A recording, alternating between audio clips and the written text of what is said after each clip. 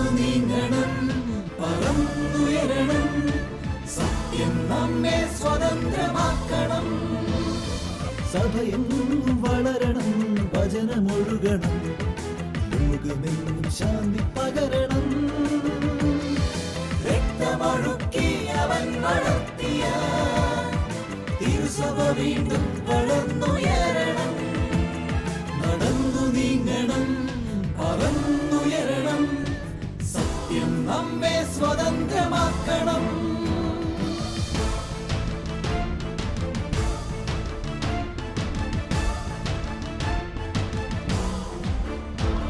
നടന്നു നീങ്ങണം, ഏറ്റെടുക്കണം, നിറമണിഞ്ഞ ഈ കാലടിപ്പാടുകൾ. പറന്നുയരണം, വിജയിയാകണം, രക്തസാക്ഷിത്വം ഹൃദയവരിക്കണം. രക്തമൊഴുക്കി അവൻ വളർത്തിയ തിരുസഭ വീണ്ടും വളർന്നുയരണം. രക്തമൊഴുക്കി അവൻ വളർത്തിയ തിരുസഭ വീണ്ടും വളർന്നുയരണം. തിരുസഭ വീണ്ടും വളർന്നുയരണം. നിണമണിഞ്ഞ കാൽപ്പാടുകൾ എന്ന പ്രോഗ്രാമിലേക്ക് ശാലോം പ്രേക്ഷകർക്കെല്ലാം സ്വാഗതം.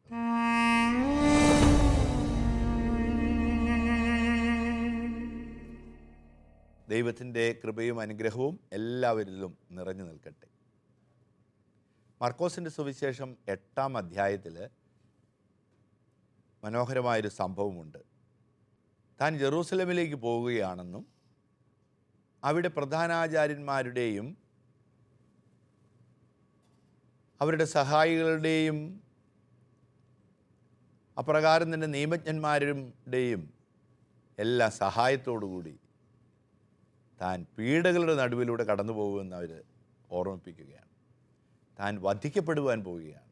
മറ്റുള്ളവരുടെ സഹായം അതിനുണ്ടാകും, പ്രധാനപ്പെട്ട ആളുകളുടെ. മനുഷ്യപുത്രൻ മരിച്ചേ മതിയാകൂ, അത് പീഡകൾ സഹിച്ച്. ഇക്കാര്യം പറഞ്ഞപ്പോൾ പത്രോസ്ലിഹ ഉടൻ തന്നെ പ്രതികരിക്കുന്നുണ്ട്. ഇത് നിനക്ക് ഒരിക്കലും സംഭവിക്കാതിരിക്കട്ടെ. എങ്ങനെ സംഭവിക്കും? ഒരു ഇസ്രായേലിനൊരു പുതിയ രാജാവാകുവാൻ വേണ്ടി ഞങ്ങളെല്ലാം കാത്തിരിക്കുകയാണ്, പ്രതീക്ഷിക്കുകയാണ്. നീ തന്നെ ആകും. അപ്പോഴാണ് ഇങ്ങനെയുള്ള വെളിപ്പെടുത്തലുകൾ ഉൾക്കൊള്ളാൻ കഴിഞ്ഞില്ല. സ്വാഭാവികം മാത്രം. അവിടെയുള്ള ആ ശക്തമായ പ്രതികരണത്തിൽ എല്ലാവരും കേൾക്കെ ഉറക്കെ തന്നെ പത്രോസ്ലിഹ പറഞ്ഞു, നിനക്കിത് ഒരിക്കലും സംഭവിക്കാതിരിക്കട്ടെ. ഉടനെ ഈശോ എങ്ങനെയാണ് പത്രോസിൻ്റെ വാക്കുകളോട് പ്രതികരിക്കുക? സാത്താനെ ദൂരെ പോവുക എന്ന, സാത്താനെ എന്നാ വിളിക്കുക. ചുറ്റും നോക്കുമ്പോൾ മറ്റുള്ളവരെല്ലാം പത്രോസിൻ്റെ വാക്കുകൾ കേട്ടിട്ടുണ്ടാകും എന്ന് കരുതി ഈശോ അവർക്കെല്ലാം ഇടർച്ചയായെങ്കിലോ, അതായത് സുഖസൗകര്യങ്ങളാണ് യേശുവിൻ്റെ പിന്നാലെ പോകുന്നവർക്ക് ലഭിക്കുക എന്നുള്ള ചെറിയൊരു ചിന്തയെങ്കിലും അവർക്കുണ്ടെങ്കിലോ എന്ന് സംശയിച്ചിട്ട് ഈശോ എല്ലാവരോടുമായിട്ട് പറഞ്ഞു, ആരെങ്കിലും എൻ്റെ പിന്നാലെ വരുവാൻ ആഗ്രഹിക്കുന്നെങ്കിൽ സ്വയം പരിത്യജിച്ച് കുരിശുമെടുത്തുകൊണ്ട് എൻ്റെ പിന്നാലെ വരട്ടെ. ഈശോയുടെ ഈ വാക്കുകൾ അന്വർത്ഥമാകുകയാണ് 2000 വർഷങ്ങളിൽ. യേശുവിനെ പിൻചൊല്ലുന്നവർക്ക് എന്നും പീഡകളും സഹനങ്ങളും ഉണ്ടാകും. അവിടുന്ന് കുരിശിൽ നമുക്ക് വേണ്ടി രക്തം ചിന്തി നമ്മുടെ പാപങ്ങൾക്ക് വേണ്ടി പരിഹാരമായി തീർന്നു. അവിടുത്തെ രക്തസാക്ഷിത്വം, ആ മരണം, അത് ഈ 2000 വർഷങ്ങളായി അനസ്യൂതം തുടരുകയാണ്. സഭയിലെ രക്തസാക്ഷികൾ കണ്ടുമുട്ടുന്ന, അനുഭവിക്കുന്ന വലിയ പീഡകൾ, പ്രതിസന്ധികൾ, പക്ഷേ വളരെ സന്തോഷത്തോടുകൂടി അതിനെ സമീപിക്കുവാനും അത് ഉൾക്കൊള്ളുവാനുമെല്ലാം അവർക്ക് സാധിക്കുന്നു എന്ന് നമ്മെ അത്ഭുതപ്പെടുത്തുന്നത് പോലെ നാം പഠിക്കുകയാണ് ഈ പ്രോഗ്രാമിൽ. കഴിഞ്ഞ ഈ പ്രോഗ്രാമിലെല്ലാം നാം നിരവധി രക്തസാക്ഷികളെ കണ്ടു. 2000 വർഷങ്ങൾക്ക് മുൻപ് അതിൻ്റെ ആരംഭത്തിൽ തന്നെ കൊച്ചുകുട്ടികൾ യേശുവിന് വേണ്ടി പീഡകൾ സഹിച്ച് അവരെല്ലാം വധിക്കപ്പെട്ടു ഹെറോദോസ് രാജാവിനാൽ. തുടർന്ന് സഭയ്ക്ക് സ്വാതന്ത്ര്യം കിട്ടുമ്പോൾ ആദ്യം രക്തസാക്ഷിയായി തീർന്ന വിശുദ്ധ എസ്തപ്പാനോസ്, റോമിലെ ചക്രവർത്തിമാരുടെ കടുത്ത മതമർദ്ദനത്തിനിരയായി ജീവൻ സമർപ്പിച്ച രക്തസാക്ഷികൾ. അതൊരു പഴയ ചരിത്രമല്ല. ഇന്നത്തെ ഈ കാലഘട്ടത്തിലും സഭ പീഡിപ്പിക്കപ്പെടുകയാണ് എല്ലാ സ്ഥലങ്ങളിലും. സഭയ്ക്ക് കടുത്ത മതമർദ്ദനം നേരിടേണ്ടി വരുന്നുവെന്ന് നമുക്കറിയാം. ഈജിപ്തിൽ കൊല്ലപ്പെട്ട ഭീകരരാൽ കൊല്ലപ്പെട്ട 21 പാവപ്പെട്ട ക്രൈസ്തവർ. ഈ വർഷത്തിൽ ആദ്യം തന്നെ ഫിലിപ്പീൻസിൽ കൊല്ലപ്പെട്ട നമ്മുടെ ക്രൈസ്തവർ, പെഷവാറിൽ 100-ലധികം ബോംബാക്രമണത്തിൽ മരിച്ചുപോയ 100-ലധികം കുട്ടികൾ, ഈ അടുത്ത കാലത്ത് ഏകദേശം 8 വർഷത്തിലധികം മതനിന്ദയുടെ പേരിൽ ജയിലിൽ കിടന്ന് മോചിതയായ ആസിയ ബീവി, എല്ലാം നമ്മുടെ മുമ്പ് നിൽക്കുകയാണ്. ഈ കാലഘട്ടം മതപീഡനത്തിലൂടെ കടന്നു പോവുകയാണ്. അവർക്ക് വേണ്ടി പ്രാർത്ഥിക്കുവാൻ നമുക്ക് വലിയൊരു ദൗത്യമുണ്ട്. അതോടൊപ്പം തന്നെ അവരെ പോലെ തന്നെ നമുക്കും രക്തസാക്ഷിത്വം ജീവിതത്തിൽ ഏറ്റെടുക്കുവാനുള്ള ഉത്തരവാദിത്വമുണ്ട്. അത് നമ്മെ പഠിപ്പിക്കുകയാണ്. ഇംഗ്ലണ്ടിൽ മതമർദ്ദനം അനുഭവിച്ച വലിയൊരു വിഭാഗമുണ്ട്. ഒരു കാലഘട്ടത്തിൽ കടുത്ത മതമർദ്ദനത്തിലൂടെ കടന്നുപോയി. ഇംഗ്ലണ്ട് ഒരു ക്രൈസ്തവ രാജ്യം തന്നെയാണ്, ക്രിസ്ത്യാനികളാണ് അവിടെ ഉള്ളത്. പക്ഷേ സഭ പീഡിപ്പിക്കപ്പെട്ടു. വിശ്വാസത്തിന് വേണ്ടി ജീവൻ സമർപ്പിച്ച ധാരാളം മിഷണറിമാരെ, സമർപ്പിതരെ, ത്യാഗം ചെയ്ത അൽമായ നേതാക്കളെ നമുക്ക് കണ്ടുമുട്ടുവാൻ സാധിക്കും. ഈ എപ്പിസോഡിൽ നാം പരിചയപ്പെടുന്നത് 1580കളിൽ സുവിശേഷം പ്രഘോഷിക്കുവാൻ വേണ്ടി വളരെ രഹസ്യമായി ഇംഗ്ലണ്ടിലേക്ക് കടന്നു വന്ന, അവിടുത്തെ വിശ്വാസത്തിന് വേണ്ടി കൊല്ലപ്പെട്ട മിഷണറിമാരായ വൈദികരെയാണ്.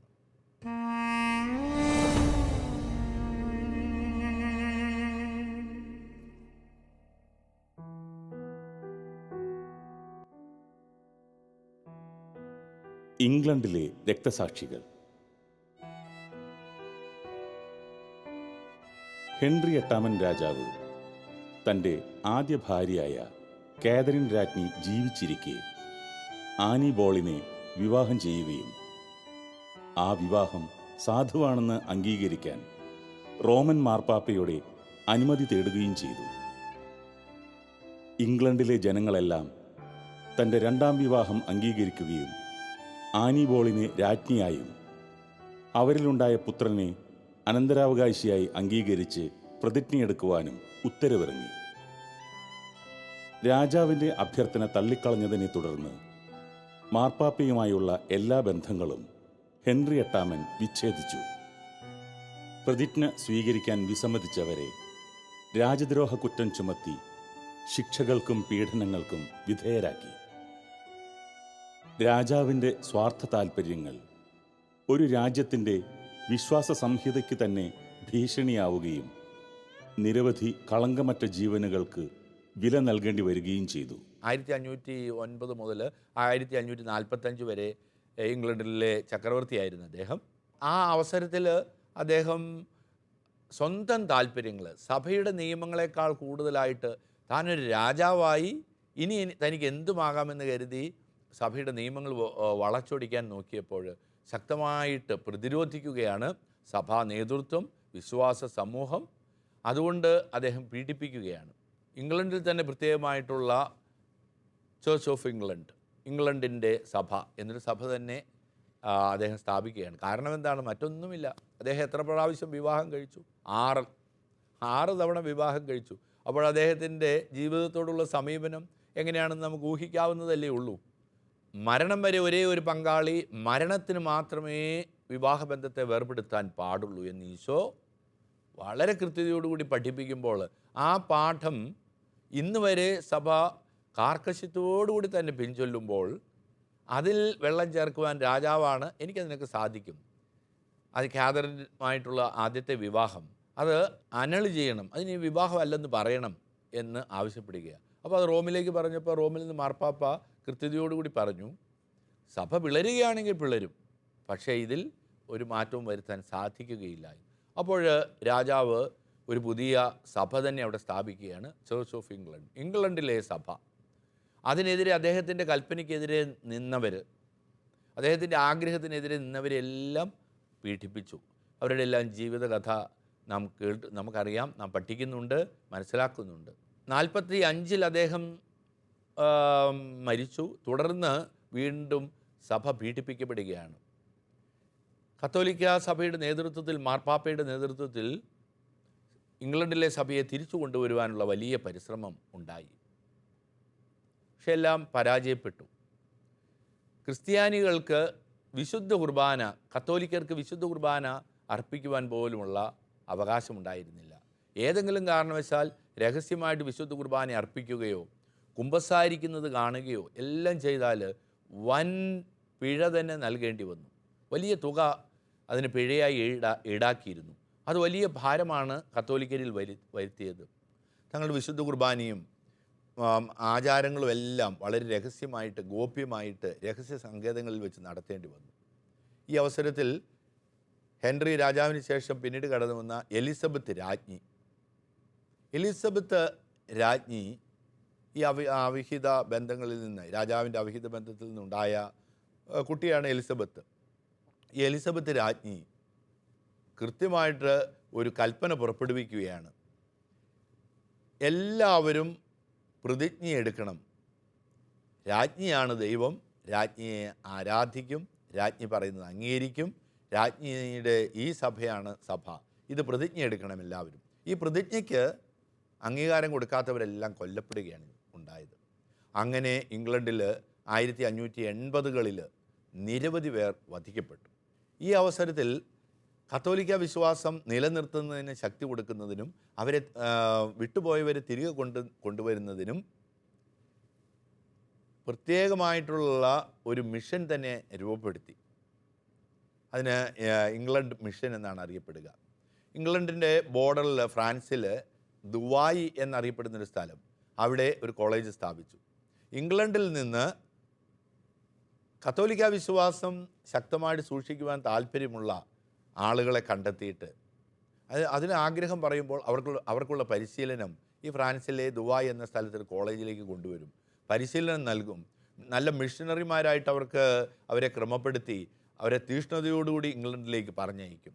അവർ കത്തോലിക്കരുടെ ഇടയിൽ കടന്നു ചെന്ന് വിശ്വാസത്തിൽ ശക്തമായിട്ട് നിൽക്കുവാനും തിന്മകളുടെ ശക്തികളെ എതിരിടുവാനും അവർക്ക് കരുത്ത് നൽകുമായിരുന്നു.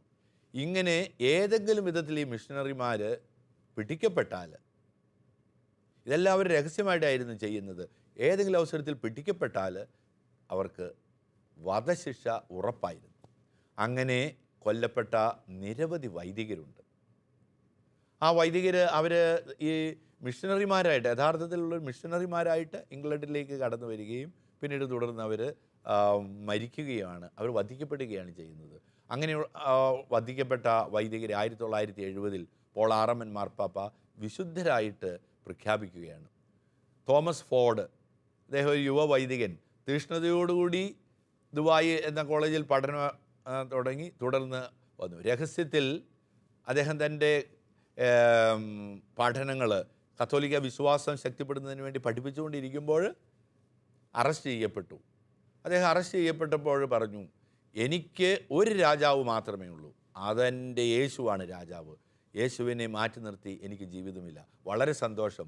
അപ്പോൾ ഈ കോളേജിൽ ഒരു മിഷണറി പഠിക്കുമ്പോൾ തന്നെ ഒരു രക്തസാക്ഷിയാകുവാനും കൂടെയുള്ള ഒരു പരിശീലനമാണ് അവർക്ക് കിട്ടുന്നത്. അപ്പോൾ രക്തസാക്ഷിയാകുമ്പോൾ വളരെ സന്തോഷിക്കുകയാണ് ചെയ്യുന്നത്. അങ്ങനെ റോബർട്ട് തോമസ് തൻ്റെ ജീവിതത്തിൽ, തൻ്റെ പ്രേക്ഷിത പ്രവർത്തനത്തിൽ അദ്ദേഹത്തെ അറസ്റ്റ് ചെയ്യുകയും കഠിനമായിട്ട് പീഡിപ്പിക്കുകയും അദ്ദേഹത്തെ തലയറുത്ത് അദ്ദേഹത്തെ കൊല്ലുകയും ചെയ്തു. ഇങ്ങനെ നിരവധി വൈദികരെ നമുക്ക് കാണുവാൻ സാധിക്കും. ജോൺ ഷെർട്ട് അദ്ദേഹം തീഷ്ണതയോട് നല്ല ചെറുപ്പക്കാരൻ. ഇങ്ങനെ ഒരു മിഷൻ പ്രവർത്തനത്തിന് ഒരു സാധ്യതയുണ്ടെന്ന് അദ്ദേഹം തിരിച്ചറിയുകയാണ്. ദുബായ് എന്ന കോളേജിൽ അദ്ദേഹം പോവുകയാണ്. തിരികെ വന്നതിന് ശേഷം അദ്ദേഹം പഠിപ്പിച്ചുകൊണ്ടിരിക്കുകയാണ്. ആ പഠിപ്പിച്ചുകൊണ്ടിരിക്കുന്ന അവസരത്തിൽ ജോൺ ഷെർട്ടിനെ പോലീസ് അറസ്റ്റ് ചെയ്യുകയാണ്. അറസ്റ്റ് ചെയ്ത് കഴിയുമ്പോൾ അദ്ദേഹം പറയുകയാണ്, ഓ ആത്മാവേ, വളരെ നന്ദിയോടുകൂടി നിന്നെ സ്തുതിക്കുന്നു, ഞാൻ കാത്തിരുന്ന നിമിഷം എത്തിയല്ലോ, ഞാൻ എൻ്റെ ആത്മാവിനെ സമർപ്പിക്കുന്നു. ഈശോ പറഞ്ഞതുപോലെ തന്നെ ഈ ജോൺ ഷെർട്ട് പറയുകയാണ്, ധൈര്യമായിട്ട് സമർപ്പിക്കുകയാണ് ചെയ്യുന്നത്. എന്തൊരു അത്ഭുതമായിട്ടാണ് നമുക്ക് കാണുവാൻ സാധിക്കുന്നത്. ആത്മാവേ, നീ എൻ്റെ ആത്മാവിനെ ഞാൻ സമർപ്പിക്കുന്നു, വലിയ സന്തോഷം. ഒരു ഈശോയ്ക്ക് വേണ്ടി ആ സമർപ്പിക്കുവാൻ, ആരെങ്കിലും എൻ്റെ പിന്നാലെ വരുന്നുണ്ടെങ്കിൽ കുരിശെടുത്തുകൊണ്ട് വരട്ടെ എന്ന് പറഞ്ഞ് സമർപ്പിക്കുവാനുള്ള ആ വലിയൊരു മനസ്സ്, അത് എത്രയോ അത്ഭുതകരമായിട്ട് നമുക്ക് കാണുവാൻ സാധിക്കും. അവിടെ റോബർട്ട് ജോൺസണിൻ്റെ പ്രത്യേകത, അദ്ദേഹം ഇതുപോലെ തന്നെ പഠനം കഴിഞ്ഞ് തിരിച്ചു വന്ന് പിടിക്കപ്പെട്ട് കഴിഞ്ഞ് മരണത്തിൻ്റെ അവസരത്തിലേക്ക് തൂക്കുകയറിലേക്ക് കൊണ്ടുപോകുമ്പോൾ അദ്ദേഹം പ്രാർത്ഥിക്കുകയാണ്, പാത്തർ നോസ്തർ ക്യൂസിൻ ചേളീസ് സാഞ്ചപിത്താത്ത് നോവൻ തൂവും ആദ്വനിയാത്ത് റേഞ്ഞും തൂവും. സ്വർഗസ്ഥനായ ഞങ്ങളുടെ പിതാവേ എന്ന് ലത്തീനിൽ അദ്ദേഹം ഉറക്കെ പ്രാർത്ഥിക്കുകയാണ്. പാത്തർ നോസ്തർ ക്യൂസിൻ ചേളി, നിൻ്റെ രാജ്യം വരണമേ എന്ന് വളരെ ആഹ്ലാദത്തോടു കൂടി ലത്തീൻ ഭാഷയിൽ സ്വർഗസ്ഥനായ പിതാവേ എന്നുള്ള പ്രാർത്ഥന ചൊല്ലിക്കൊണ്ടാണ് അദ്ദേഹം കഴുമരത്തിലേക്ക് പോവുക. അദ്ദേഹം ദുഃഖിതനല്ല, എൻ്റെ ജീവൻ അവസാനിച്ചല്ലോ, തകർന്നു പോയല്ലോ, പിടിക്കപ്പെട്ടല്ലോ എന്നല്ല ഓർക്കുന്നത്. ഈശോയുടെ വാക്കുകളാണ്, എൻ്റെ പിന്നാലെ വരുന്നവർ കുരിശെടുത്ത് എനിക്കായിട്ട് പൂർണ്ണമായിട്ട് സമർപ്പിക്കണം എന്ന് പറയുക. ഫാദർ എഡ്മണ്ട് ഗില്ലിങ്സ്, അദ്ദേഹം ഫ്രഞ്ചുകാരനാണ്, പക്ഷേ തൻ്റെ സുഹൃത്തുക്കൾ ഇംഗ്ലണ്ടിലുണ്ട്. അവരുടെ അടുത്ത് വന്നു രഹസ്യത്തിൽ അവരോടൊപ്പം കുടുംബത്തോടൊപ്പം ഇരുന്ന്, തൻ്റെ ബന്ധുക്കളും പ്രിയപ്പെട്ടവരും ആ കുടുംബത്തോട് ഒപ്പം ഇരുന്ന് രഹസ്യത്തിൽ ദിവ്യബലി അർപ്പിക്കുകയായിരുന്നു വീട്ടിൽ. പക്ഷെ ആരോ അറിഞ്ഞു ഇവിടെ ദിവ്യബലി അർപ്പിക്കുന്നുണ്ടെന്ന് ഒറ്റുകൊടുത്തു. അദ്ദേഹം അവിടെ വന്ന് ആ അവസരത്തിൽ കുർബാന ചൊല്ലിക്കൊണ്ടിരിക്കുമ്പോൾ ആ കുർബാനയിൽ പങ്കെടുത്ത ആ കുടുംബനാഥയുണ്ടായിരുന്നു, അതുപോലെ സഹോദരങ്ങൾ 3-4 പേരുണ്ടായിരുന്നു. ഈ എഡ്മണ്ട് ഗില്ലിങ്സിനെയും അറസ്റ്റ് ചെയ്തു. അവർ ഏകദേശം നിരവധി വർഷങ്ങൾ കടുത്ത പീഡകൾ സഹിക്കേണ്ടി വന്നു. എങ്കിലും അവരെ വധിക്കുകയാണ് ചെയ്തത്. അപ്പോൾ രഹസ്യത്തിൽ ദിവ്യബലി അർപ്പിച്ചെങ്കിലും അവർ വധിക്കുകയാണ്. ഈ രഹസ്യ പോലീസുകാർ അവരതറിഞ്ഞ് കടന്നു വന്ന് അവർ വധിക്കുകയാണ് ചെയ്യുന്നത്. എത്രയോ ദയനീയമായ അവസ്ഥയാണ് നമുക്ക് കാണുവാൻ സാധിക്കുന്നത്. ഇതുപോലെ തന്നെ ധാരാളം ആളുകൾ, ഫാദർ യൂസ്തസ്, അദ്ദേഹം ഇതുപോലെ തന്നെ പഠിച്ച നല്ലൊരു മിഷനറിയാണ്. സംസാരിച്ചുകൊണ്ടിരിക്കുകയായിരുന്നു. അതിൽ പോലീസുകാർ ചാരന്മാരുണ്ടല്ലോ, അവർ ഈ അച്ഛൻ്റെ അടുത്ത് വന്നതിന് ശേഷം നിങ്ങളുടെ അഭിപ്രായം എന്താണ് വിശ്വാസത്തെ സംബന്ധിച്ച്? ചേർച്ച് ഓഫ് ഇംഗ്ലണ്ടാണോ കത്തോലിക്ക സഭയാണോ? നമുക്ക് സംവാദത്തിൽ ഏർപ്പെടാം. അദ്ദേഹം സംവാദത്തിൽ ഏർപ്പെട്ടപ്പോൾ നല്ലൊരു മിഷനറി ആയതുകൊണ്ട് എല്ലാം തുറന്നു പറയുകയാണ്. യഥാർത്ഥ സഭ കത്തോലിക്ക സഭയാണ്. സഭയിൽ വിശ്വസിക്കാത്തവർക്ക് രക്ഷയില്ല. മാർപ്പാപ്പയാണ് സഭയുടെ തലവൻ. ആ പാറമേലാണ് സഭ പണിയപ്പെട്ടിട്ടുള്ളത്. ഇത് വളരെ ശക്തിയോടുകൂടെ വാദിച്ചുകൊണ്ടിരിക്കുമ്പോൾ ഇതൊരു ട്രാപ്പായിരുന്നു, ചതിക്കുവാനുള്ള അവസരമായിരുന്നു. പോലീസുകാർ പുറത്തിരിപ്പുണ്ടായിരുന്നു, ഒളിഞ്ഞു നിൽപ്പുണ്ടായിരുന്നു. അവർ അദ്ദേഹത്തെ അറസ്റ്റ് ചെയ്യുകയും വധിക്കുകയും ചെയ്തു. ക്രൈസ്തവ രക്തം കൊണ്ട് ഇംഗ്ലണ്ടിൻ്റെ മണ്ണ് ചുവന്നുകൊണ്ടേയിരുന്നു. എലിസബത്ത് രാജ്ഞി കത്തോലിക്ക വൈദികരെ നിഷ്കരുണം നാടുകടത്തുകയോ വധിക്കുകയോ ചെയ്തുകൊണ്ടിരുന്നു. രഹസ്യമായി കുർബാന അർപ്പിക്കുന്നവരെ അറസ്റ്റ് ചെയ്യുകയും ജയിലിലടച്ച് കഠിനമായി പീഡിപ്പിച്ച് കൊലപ്പെടുത്തുകയും ചെയ്തിരുന്നു. വടക്കൻ ഫ്രാൻസിലെ ദുബായിയിൽ കത്തോലിക്ക പഠനത്തിനും വൈദിക പരിശീലനത്തിനുമായി ഇംഗ്ലീഷുകാർക്കായി ഒരു കോളേജ് പടുത്തുയർത്തിയിരുന്നു. പല സന്യാസ ഭവനങ്ങളും അവിടെ തങ്ങളുടെ പഠന കേന്ദ്രങ്ങൾ സ്ഥാപിച്ച് ഇംഗ്ലീഷ് സഭയിലേക്ക് രഹസ്യത്തിൽ മിഷണറിമാരെ അയക്കുമായിരുന്നു. തുടർന്ന് അനേകം വൈദികർ രഹസ്യമായി ഇംഗ്ലണ്ടിലെത്തുകയും മിഷണറി പ്രവർത്തനങ്ങൾക്കിടയിൽ പിടിയിലായി രക്തസാക്ഷിത്വം വഹിക്കുകയും ചെയ്തു. ക്രൂരമായ പീഡനങ്ങൾക്കൊടുവിലാണ് മരണം അവർക്ക് സമ്മാനിച്ചിരുന്നത്. അപ്രകാരം കൊടും പീഡനങ്ങൾക്ക് വിധേയനായി രക്തസാക്ഷിത്വം വരിച്ച തോമസ് കോട്ടാം അവരിലൊരാളായിരുന്നു. സ്കാവഞ്ചേഴ്സ് ഡോട്ട് എന്നറിയപ്പെടുന്ന പീഡനയന്ത്രത്തിലായിരുന്നു അദ്ദേഹത്തെ വധശിക്ഷയ്ക്ക് വിധേയമാക്കപ്പെട്ടത്. ഈ പീഡനയന്ത്രത്തിൽ ഇരയെ മുട്ടുമടക്കി കുനിച്ചിരുത്തുന്നു. തല കുനിച്ച് നട്ടെല്ല് വളച്ചിരിക്കുന്ന അവസ്ഥയിൽ പീഡനയന്ത്രം സ്ക്രൂ കൊണ്ട് മുറുക്കി ഞെരുക്കുന്നു. കൂടുതൽ ഞെരുക്കുന്നതിനനുസരിച്ച് വാരിയെല്ലുകൾ ഒടിഞ്ഞു തുടങ്ങുന്നു. നട്ടെല്ലിൻ്റെ കശേരുക്കൾ ഇളകിത്തുടങ്ങുകയും കഠിനമായ വേദനകൾക്കൊടുവിൽ മരണത്തിന് വിധേയനാവുകയും ചെയ്യുന്നു. ഇങ്ങനെ രക്തസാക്ഷികളായ നിരവധി വൈദികർ ആ കാലഘട്ടത്തിൽ ഉണ്ടായിട്ടുണ്ട്. നമുക്ക് ഇവരുടെ എല്ലാം ജീവിതത്തിൽ കണ്ടുമുട്ടുന്നത് എന്താണ്? ഈശോയോടുള്ള സ്നേഹത്തെ പ്രതി സമർപ്പിക്കുകയാണ്. പിന്നീട് ഇടംവലം നോക്കുന്നില്ല, പുറംതിരിഞ്ഞ് നോക്കുന്നില്ല, പിന്നോട്ടില്ല, ഓരോ അടി മുന്നോട്ട്. ദുഃഖത്തോടു കൂടിയാണോ? അല്ല, സന്തോഷത്തോടു കൂടി. എന്തിനു വേണ്ടി? ഈശോയോടുള്ള സ്നേഹത്തെ പ്രതി. പ്രിയപ്പെട്ടവരെ, നമുക്ക് ഇവരുടെ രക്തസാക്ഷിത്വം, സമർപ്പണം നമുക്ക് ശക്തി നൽകണം. ഞാൻ എന്തുകൊണ്ട് രക്തസാക്ഷിയാകണം? Because I love Jesus.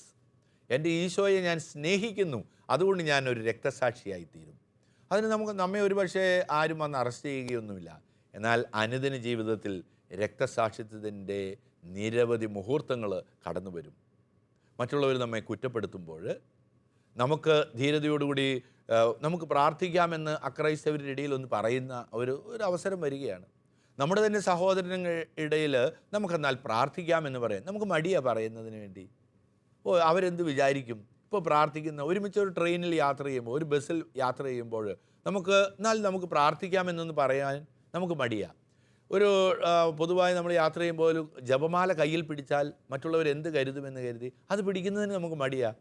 പക്ഷേ അവിടെയെല്ലാം ധീരത, അതെല്ലാം ഒരു രക്തസാക്ഷിത്വമാണ്. നമുക്കവിടെയെല്ലാം നമുക്ക് സാധിക്കും. നമുക്ക് അതിനൊരു തടസ്സമായിട്ട് നിൽക്കുന്നത് നമ്മുടെ ഒരു ഇൻഫീരിറ്റി കോംപ്ലക്സ് ആണ്. മറ്റുള്ളവർ എന്നെക്കുറിച്ച് എന്ത് പറയും? എന്നാൽ ഇവിടെ കർത്താവ് രക്തസാക്ഷിത്വം ആവശ്യപ്പെടുകയാണ്. എനിക്കതിന് സാധിക്കുമോ? എൻ്റെ മൊബൈലിൽ ഞാൻ ഈശോയുടെ ഒരു പാട്ട് അതൊന്ന് ഒരു റിംഗ് ടോണായിട്ട് ഇടുന്നതിന് എനിക്ക് മടിയുണ്ടോ? മറ്റുള്ളവരത് കേൾക്കുമ്പോൾ ഞാനൊരു വലിയ ഭക്തനാണെന്ന് കരുതും. ഇതിൽ നിന്നെല്ലാം പിന്തിരിപ്പിക്കുന്നത് നമുക്ക് തിന്മയുടെ ശക്തികളാണ്.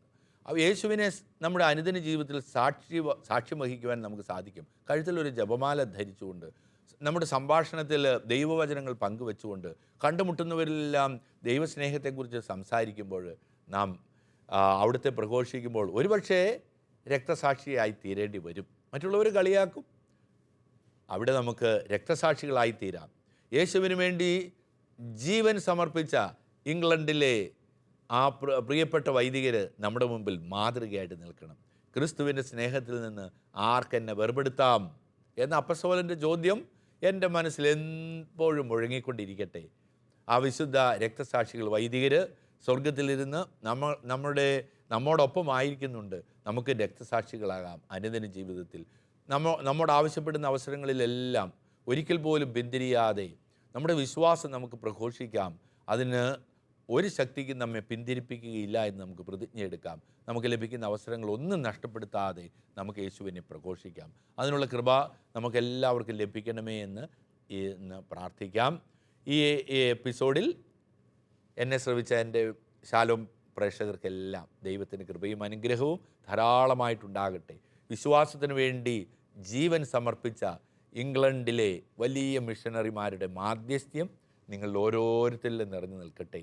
ഞങ്ങളും നല്ല മിഷണറിമാരാകും. രക്തസാക്ഷിത്വം വരിക്കുവാൻ എനിക്കും ആഗ്രഹമുണ്ട്. നമ്മുടെ ഹൃദയത്തിൽ നമുക്ക് തീരുമാനമെടുക്കുകയും നമുക്ക് ലഭിക്കുന്ന അവസരങ്ങൾ പ്രയോജനപ്പെടുത്തുകയും ചെയ്യാം. ദൈവം നിങ്ങളെല്ലാവരെയും സമൃദ്ധമായി അനുഗ്രഹിക്കട്ടെ. രക്തസാക്ഷിത്വം ക്രിസ്തു മാർഗചരിച്ചോരനേക നിണമണിഞ്ഞ കാലടിപ്പാടുകൾ നൽകി നമുക്കായൊരു ദർശനം. രക്തമൊഴുക്കിയ കാലടിപ്പാടുകൾ പകർന്നു ലോകത്തിൽ മാതൃക. രക്തമൊഴുക്കിയ കാലടിപ്പാടുകൾ പകർന്നു ലോകത്തിൽ മാതൃക. നടന്നു നീങ്ങണം, ഏറ്റെടുക്കണം നിറമണിഞ്ഞ ഈ കാലടിപ്പാടുകൾ.